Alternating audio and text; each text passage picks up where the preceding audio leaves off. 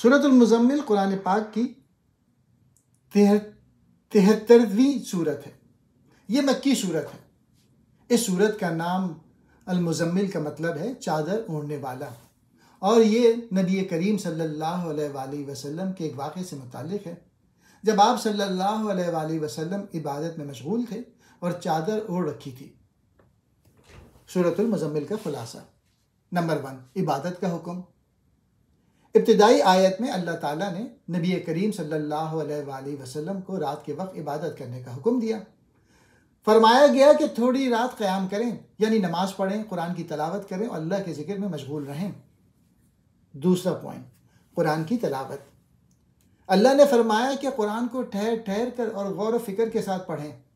یہ نصیحت صرف نبی کریم صلی اللہ علیہ وآلہ وسلم کے لیے نہیں بلکہ سب مسلمانوں کے لیے بھی ہے کہ قرآن کو سمجھ کر پڑھا جائے۔ تیسرا، اللہ پر بھروسہ۔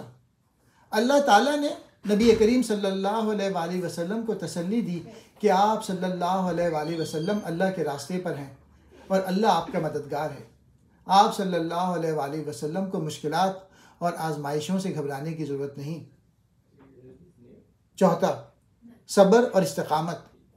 اللہ نے نبی صلی اللہ علیہ وآلہ وسلم کو اور تمام مسلمانوں کو یہ نصیحت کی کہ دین کے راستے پر چلتے ہوئے صبر کریں اور مشکلات میں ہمت نہ ہاریں، اللہ پر بھروسہ رکھیں کیونکہ وہ ہر حال میں اپنے بندوں کا ساتھ دیتا ہے۔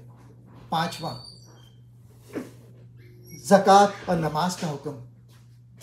سورۃ المزمل کے آخر میں اللہ نے نماز قائم کرنے اور زکوٰۃ دینے کا حکم دیا ہے۔ یہ بنیادی عبادت ہیں جو مسلمانوں کی زندگی کا اہم حصہ ہیں۔ چھٹا، اللہ تعالیٰ نے فرمایا کہ جو لوگ اللہ کی عبادت کرتے ہیں، نماز پڑھتے ہیں اور اپنے مال میں سے دوسروں کی مدد کرتے ہیں، اللہ ان کی مغفرت کرے گا اور ان کو بہترین اجر عطا کرے گا۔